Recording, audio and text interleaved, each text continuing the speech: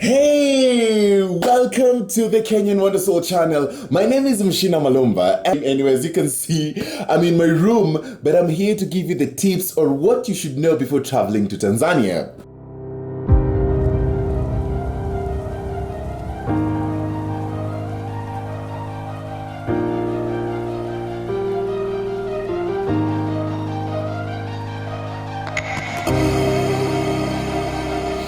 So, my friend asked me, because he saw my previous vlog of me in Moshi, and he asked me whether he can go to Tanzania with his Kenyan ID.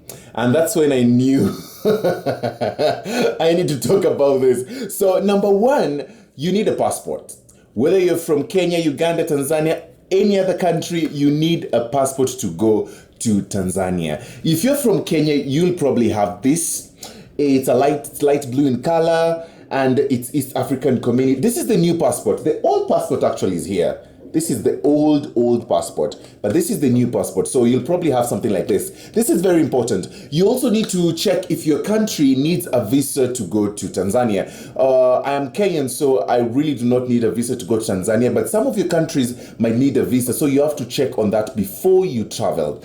Another important thing that people forget is a yellow fever card. This is really important. You need a yellow fever card, and not just a yellow fever card, but a vaccination for the yellow fever. And this is the proof that you've been vaccinated for yellow fever. So if you're Kenyan, you'll probably get it at Nairobi City Council Hall. It's 2,500 if I'm not wrong. And if you're from abroad and you're not sure how to get it, do not worry, because they will give you the vaccine at the border. So if you do not have it, do not worry. But this is very important. Please, you need to have a yellow fever before going to Tanzania. Number two, you need to speak Swahili. Okay, I'm not saying that you need to be fluent, but like you just need to learn a few words, 1 or 2 or 3 words in Swahili, like habari yako, which means how are you, or asante, which means thank you, or how much is this, which means now I'm switching it up, or hii ni shingapi, which means how much is this. So you just need to learn a bit of Swahili. Now, if you're Kenyan and you think you know Swahili, I don't know, but like the Kenyan Swahili and Tanzanian Swahili is very different. So like this one point, I went to some street food vendor, and in Kenya we call it kibandaski. I'd gone to order food. I really wanted spaghetti, and so I told her, hey, I want spaghetti, and she was looking at me amazed because she was wondering what spaghetti is. And I told her that whatever you're cooking right now is what I need. And she was like, tambi. And I was like, what? What is tambi? So I learned that spaghetti is tambi in Swahili. So you just need to learn a few words. So if you're Kenyan, you think you really know Swahili, I'm very wrong, because they will know you're Kenyan just from your Swahili, because Tanzanian Swahili is the legit Swahili. Whatever Kenyans speak, I don't know, but Tanzanian Swahili is the legit Swahili. So if you're abroad, just be on Google Translation every single time, because they speak lots of Swahili. You'll find few people who speak English, so just learn a few words to move around, Number 3, you need to bargain on everything, because especially if you are if you're white, they will they'll just know you're not from here. So they will hike your prices, they'll overcharge you. So every single time you either get a service or you buy something, bargain, like start even half a price. So that's the only way you'll survive in Tanzania, because if you do not bargain, you'll be super overcharged.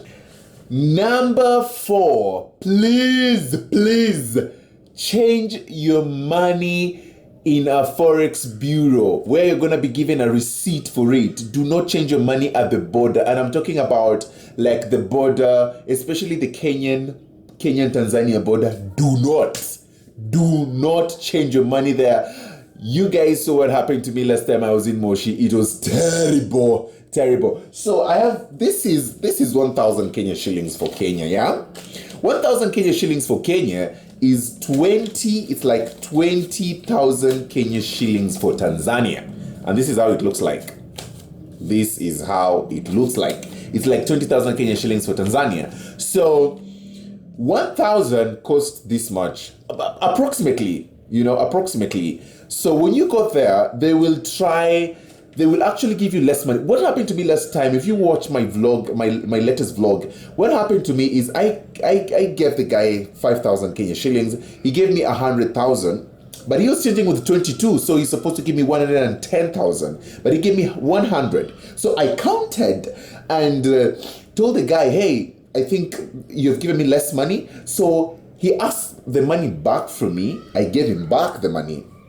And then when he was counting, he was like, oh yeah, I'm really sorry. So he returned the money, but he had another bunch of money in his hand. And then he took the 10,000 and gave me afterwards. So it's like, oh yeah, he's given me everything. So I just went to realize he gave me 70,000 Tanzanian shillings.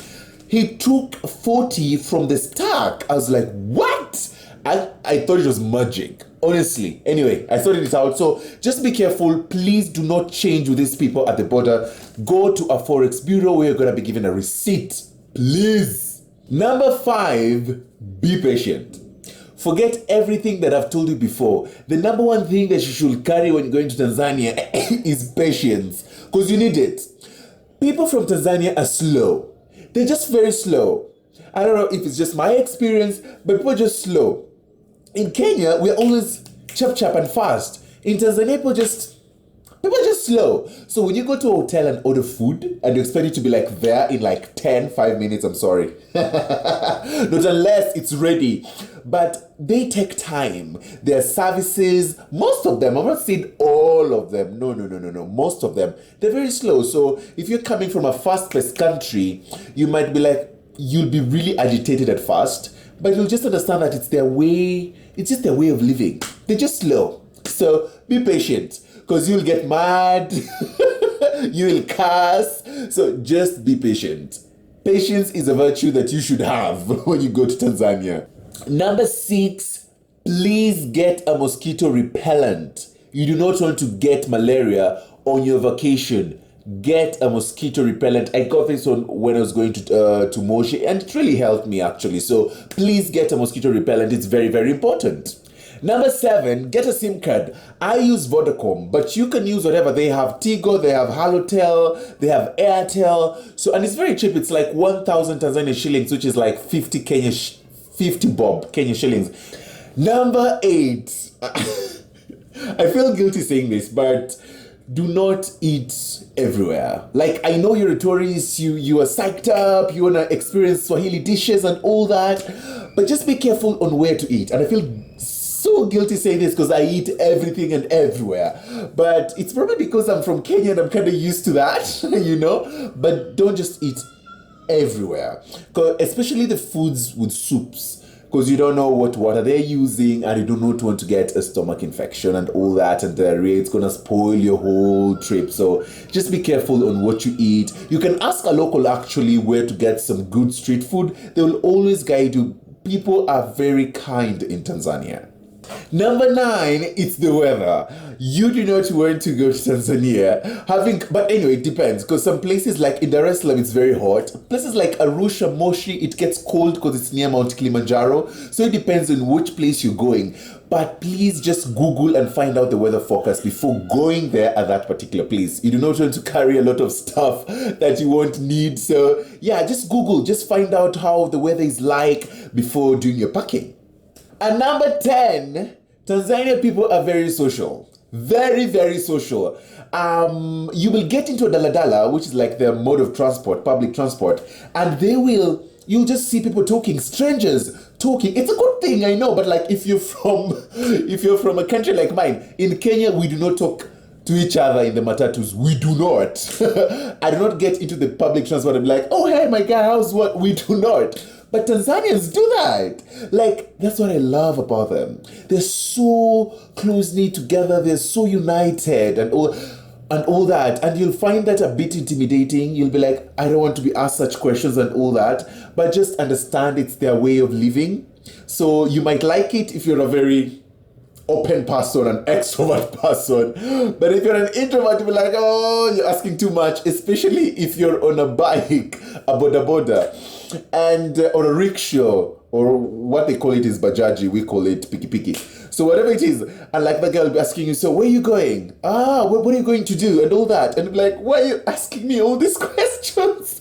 But it's just their way of living. That's just them. That's just them. They're so kind. They're so united. You will really, really love it when you go to Tanzania. I have lived in Tanzania last year for like 6 months. That's a story for another day, but I enjoyed it. Every single bit. People are so kind and so warm, and they're there to help you and all that. So I wish you all the best. I hope my tips are going to help you.